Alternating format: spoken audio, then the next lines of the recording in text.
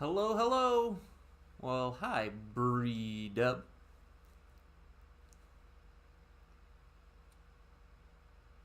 How are you doing tonight? How you doing? Give everyone till 7:05 to get tuned in, and then we'll start into the story. Tonight is an animal night. I'm super excited. In case you couldn't tell, got some spiffy new clothes.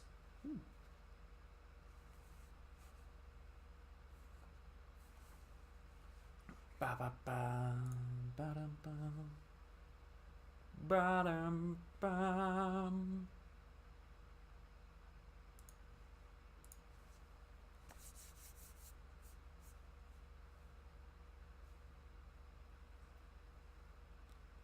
Not as cold tonight, but a little bit colder. We're going to be taking a trip over to Australia.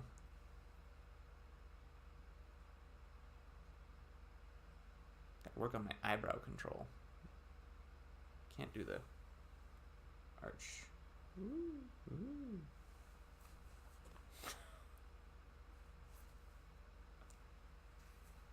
Well, while we're waiting for everyone to tune in, you know the deal. If you want to be a part of this... Oh, wait. No, don't do it yet. Don't do it yet. Don't do it. Don't type it. I know you want to. Don't do it. I'm not ready.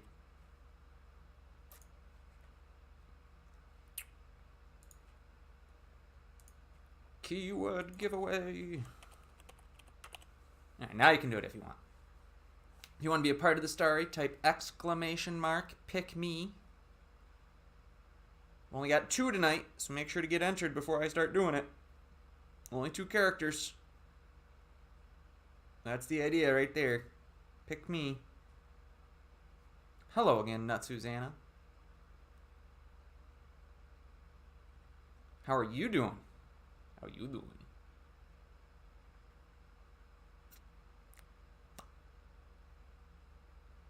Hi. Well, hi to you too. Good.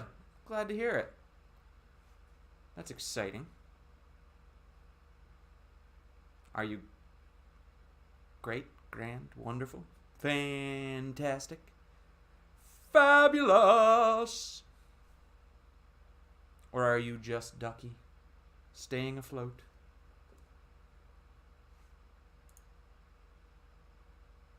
I am all of those things. You like my snazzy new outfit? I like it too. It's really hard to adjust my tie when I'm looking at myself because it's the opposite of what I think it should be. Like the way mirrors work, and it's really like, woo! I like my snazzy new outfit too. My wonderful wife was thinking of me. Bought me this fancy sweater vest and this fantastic bow tie, which is really fun. I got a bunch of new bow ties. I'm excited to wear them all. Got a new sweater vest other than this one too. Change things up a little. Same 2 outfits were getting old. Again, type !pick me if you haven't already. If you want a chance to be a part of the story. Let's be honest, it's not as much fun if you aren't a part of the story. So make sure you type it. Yeah. Woo! But we will get started in a couple minutes. Whether I get more people entered or not. Tonight's story is going to be awesome because it's about animals. I'm super excited. And I feel bad for anyone who's not here to listen to it. It's true. They're missing out. It's a good bedtime story.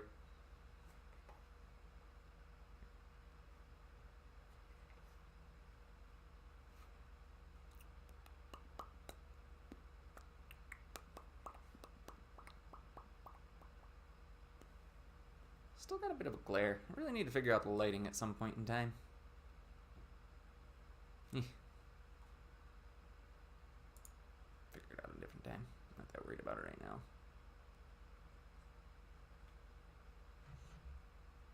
Alrighty, 7:05. Last chance to type exclamation mark pick me. I've only got 2 characters, I think, tonight. Yeah, we're going to do 2. I want to do 2 characters. So type exclamation mark pick me if you want a chance to give me some of my characters. I'll give everyone 1 more minute.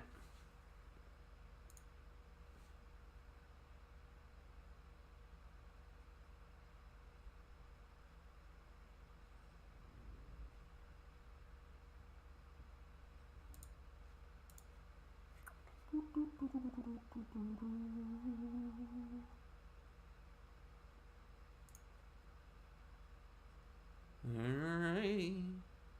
I'm gonna roll. Rolling. Nut Susanna. I need a female character name. Female. First character is gonna be a girl.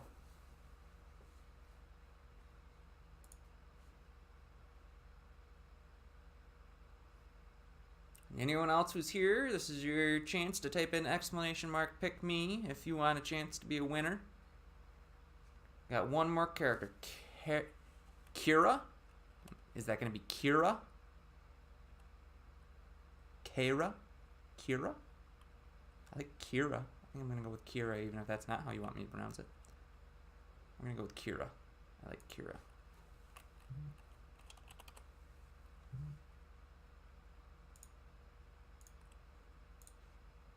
Alright, last chance. I'm gonna roll again. Breedub! You two are awfully lucky lately, winning all these things. I need a male character. Male character. I need a boy. See, you're excited. Fletcher. I like that. You guys pick good names. I'm a big fan. Fletcher. So, with that being said, anyone who's tuning in now, you missed out on your chance to name some characters. Make sure to get here on time next time so you can be a part of the story. I will be doing some surveys throughout, though, to decide where the story goes, so stay tuned for those. But we're going to get started, and since tonight's is an animal night, that means we need a little bit of science first, because you got to know about the animal we're talking about.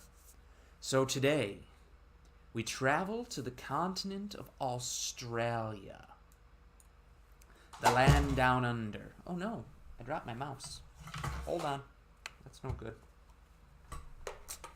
The land down under. Now, Australia is home to many amazing animal species. And I'm sure that this will not be the last time, sounded like a whip, that we travel to Australia. But for tonight, we are going to focus on an amazing little mammal called an echidna. Now, echidnas are also known as spiny anteaters. There are 4 different species of echidna, and they're all pretty similar. If I were to describe these little creatures, medium-sized creatures, I would probably say they're a cross between an anteater, a bird, and a hedgehog or a porcupine. They have a slightly elongated snout like an anteater, but it's more hard like a beak.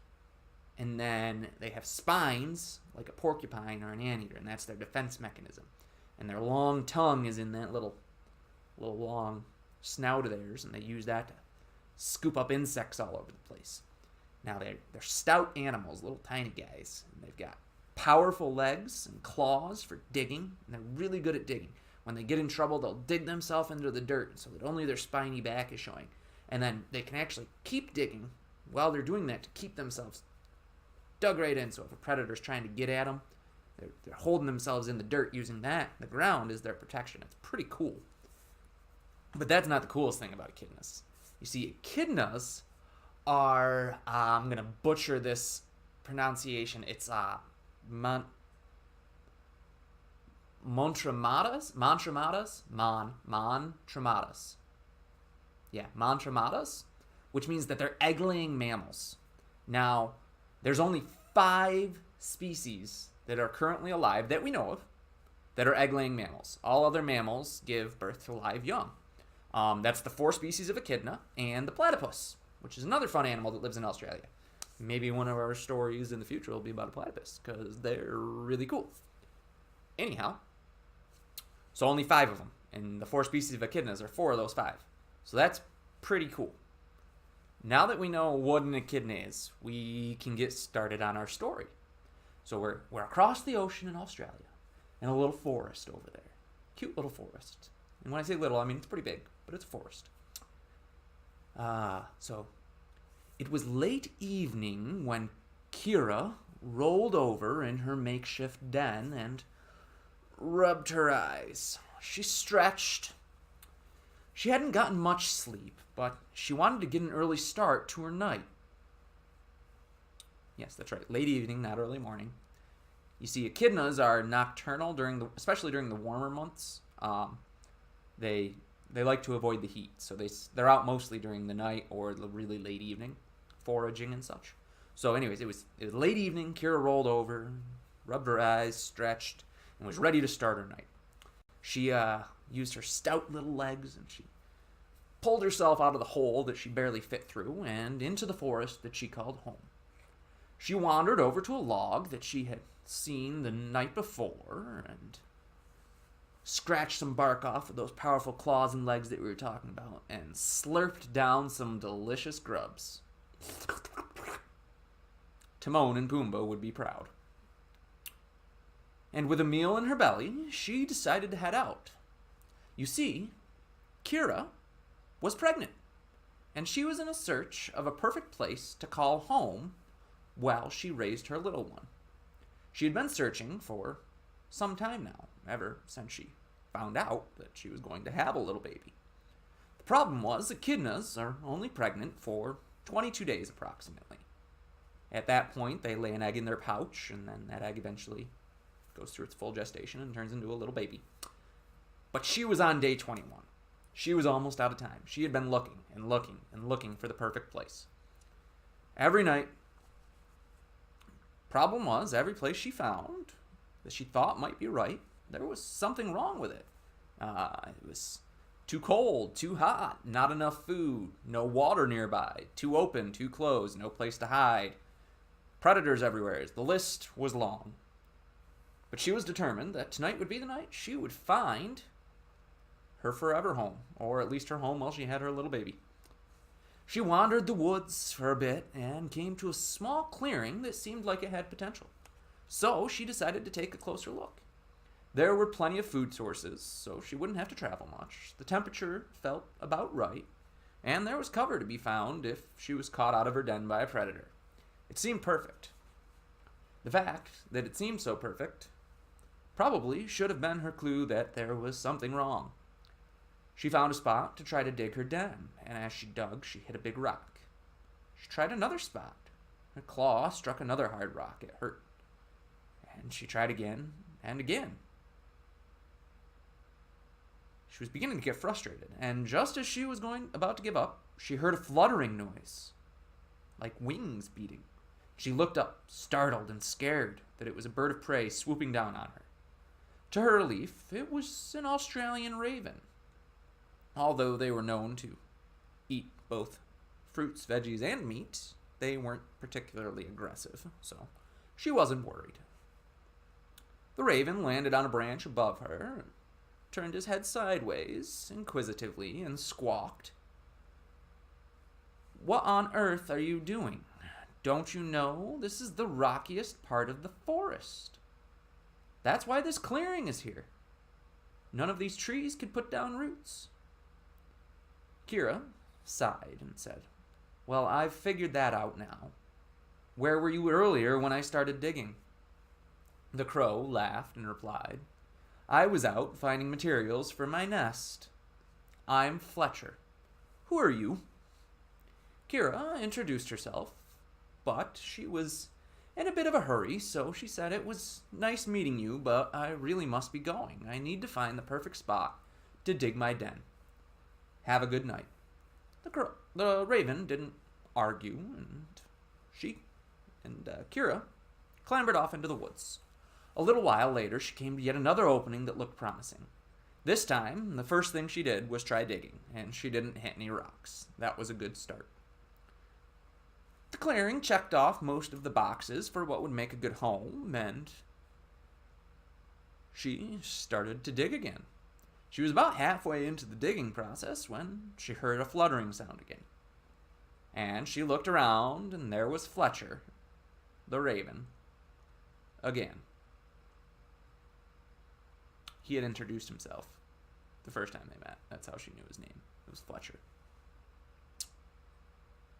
Yeah. Anyhow, so Fletcher was there again, on the branch, just above her, just like in the last clearing. He tilted his head and once again said, "Are you sure you want to dig your den here?" Kira replied, "Why, yes, I think I am. There's food, water, hiding places. Temperature is nice. It checks all the boxes. And I can dig into the ground. There's not rocks everywhere." The raven nodded his head in agreement, said, "Yes, that's all true. But unless you're friends with the snakes over there that call this place home, I don't think it's a good idea." Kira looked surprised. She had surveyed the area pretty well, and she didn't see any signs of a snake den. "What snakes?" she asked. "I didn't see any sign of snakes." The raven chuckled again. He seemed to like laughing quite a bit, and replied, "Well, considering they're heading this way, I think you're about to see some evidence that there's snakes here." And he pointed his wing. Kira looked in that direction, and sure enough, there was a couple of snakes headed her way. Now, what do you think? Should she stay and talk to the snakes, find out if they're friendly snakes or if they're mean snakes, what the deal is? Or should she run away before they get close? Click on the link. That'll bring you through to the poll. You can vote on the poll. Once the votes are in, I'll tally them, and we will see which way we go with the story.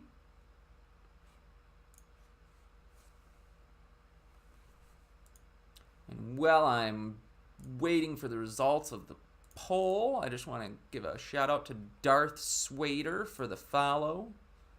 Thank you, sir.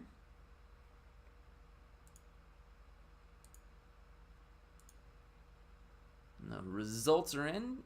She's going to stay and talk to the snakes. You know, I've noticed a trend. Most of you tend to vote for the brave move. Apparently most of you aren't very cowardish. I probably would have ran. Anyhow. So she's going to stay. Kira decided that it was worth waiting to talk to the snakes. These snakes she saw coming were relatively small compared to her, and she already had the start to a good hole, so should they decide to give her issues, she could just dig in for a defensive. Now, the snakes arrived a couple moments later and seemed surprised that she was still there.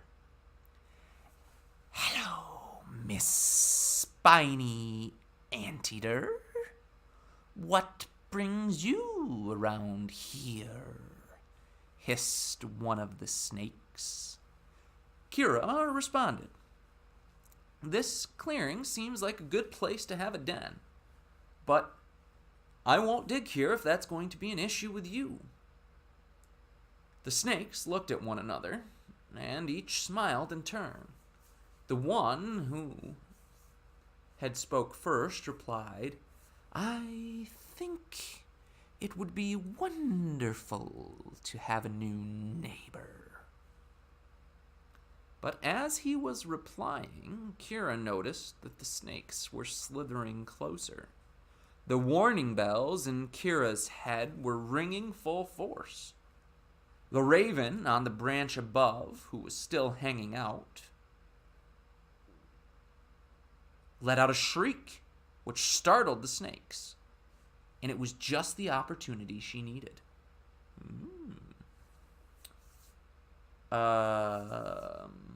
She turned and hightailed it into the woods. She ran full speed on her stubby little legs for a short period of time, and eventually came to a stop near a small river. She had decided that the snakes likely weren't following her anymore. They probably knew she'd be a tough meal anyways with her spikes, and wouldn't be worth the effort. She decided it was time to take a break, have a quick drink, and rummage up a snack. She enjoyed her drink from the river and her quick forage of a tasty ant hill, getting a long tongue doing its job there, and started on her way again, still, despite all the events of the night, determined to find the perfect spot before morning. She found a few more places that looked promising on first glance, but upon further inspection, each one came up short. Morning was now only a few hours off, and she was beginning to accept the idea that she might not find the perfect den tonight. She might just have to lay her egg and then find a good den. Wasn't ideal, but doable if she needed to. She stopped in a small clearing for a rest again, and then heard the flutter of wings again. Her instincts kicked in, like they always do, and she looked around startled, ready to dig. It was the raven again. She was never going to get used to that noise. He landed, once again, on a branch above her. Shocker, right? And once again, cocked his head sideways. And he said, with an inquisitive tone to his voice, "You're not thinking about digging here, are you? There's not much for you to eat around here." Kira sighed and replied, "No, I was just stopping to rest. I think I'm going to have to dig in for the day soon, and just worry about finding the perfect den after I lay my egg." Fletcher looked at her with his head cocked inquisitively to the side again. Now, what do you guys think? Do you think that she should settle in, or should she ask the raven for help? Yes or no? Ask the raven, or no, just kind of settle in for the night and accept that this is where she's going to go. Maybe the raven has some information about where she should go. Or maybe he's just really annoying and likes to follow her around and tell her bad news, like this isn't going to work. That's what he seems to do. Go ahead and click on the link. That'll bring you through to a poll. When you go through to the poll, that'll let you vote. Man, you guys want her to talk to the raven? I don't know. I mean, they're smart birds, but are they really going to know what she needs? I don't know. Just then, as she was resigning to the idea of not finding the perfect den location, she had a brilliant idea. Fletcher, you wouldn't happen to know a good place to dig a den for myself, would you? Fletcher laughed a cackling laugh and said, "I was wondering if you were ever going to ask. Yes, I know the perfect spot." Imagine that. And he didn't tell her this whole time. I don't know about that. "Follow me," cawed Fletcher, and he took flight.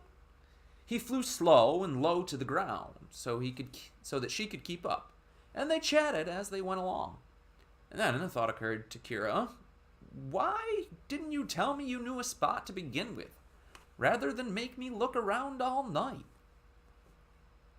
The raven laughed and replied, "That wouldn't have been any fun. If I just told you the good spot, you never would have went to the bad spots.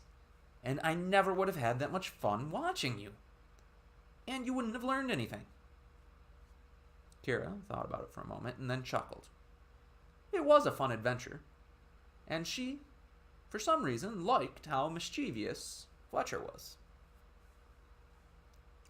After a very short trip, the raven, Fletcher, landed in the middle of a small clearing. Kira looked around. There were plenty of logs, anthills, and termite mounds. The river wasn't far off. She could hear it running. There were tons of hiding places if predators showed up when she was out and about. The temperature felt perfect. Not too hot, not too cold. Time for the final test. She started to dig. The ground was a perfect mixture of dirt and clay. No big rocks. Everything was holding together nicely. Fletcher was right. This place was great. She continued to dig, and she finished digging her burrow just as the sun started to peek over the horizon. When she was done with her burrow, she waddled over to Fletcher, who had been feasting on some grubs a few logs over, and said, "Thank you so much.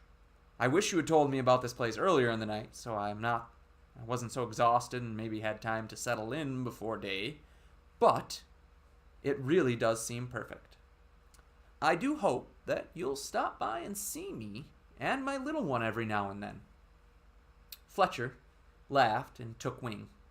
He flew about 15 yards away to the edge of the clearing and landed. Kira had been so busy digging when she arrived there that she hadn't noticed. Right on the branch that he landed, in the Y of it, there was a big, beautiful nest. And sitting in it was who Kira could only assume was Fletcher's wife, atop their eggs. Fletcher hollered back from his branch in his cackling voice, "You'll be seeing plenty of me. Glad to make your acquaintance, neighbor." Kira laughed to herself again and climbed down into her hole, ready for a good day's sleep. It had been a good night. She made a new friend, found a new home, and tomorrow she would have a perfect little leathery egg in her pouch and not have to worry about where she would be raising her precious puggle. Yes, puggle. That's what echidna babies are called. Puggles. So, end of story.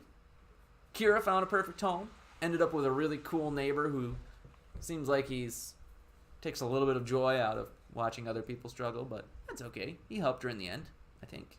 I think that's okay. Would have been nice of him to do it earlier. But she's got a great place to raise her kid now. They're going to have friends because the ravens are going to have babies too. They're sitting on their eggs. I like it. That was fun. Yep. Echidnas are cool. If you've never looked at them before, you should look them up because they're really neat. And, I mean, come on. There's only 5 egg-laying mammals in the whole earth. Yes, nifflers from Fantastic Beasts. They look just like a niffler, only with spikes. I don't remember if nifflers have spikes now. No, they don't. Nifflers are like a combination of an echidna and a platypus. Nifflers are neat. Oh, C.H. Hackett is here. Look at that. How are you there, C.H. Hackett? Did you get to listen to most of the story?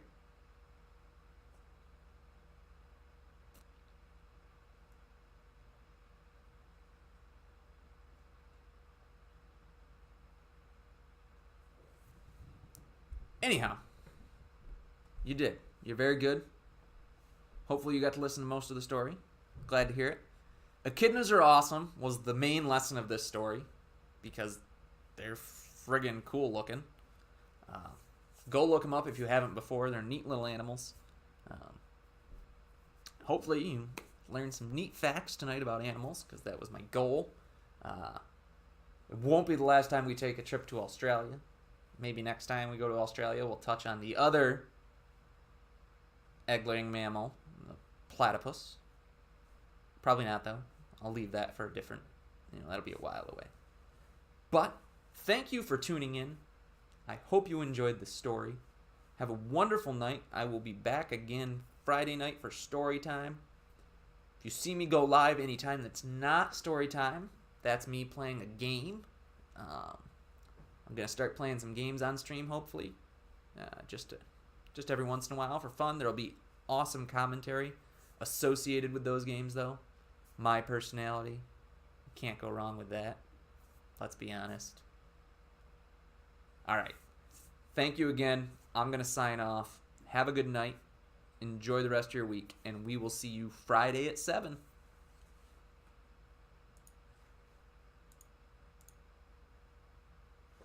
Maybe. Woo. See ya.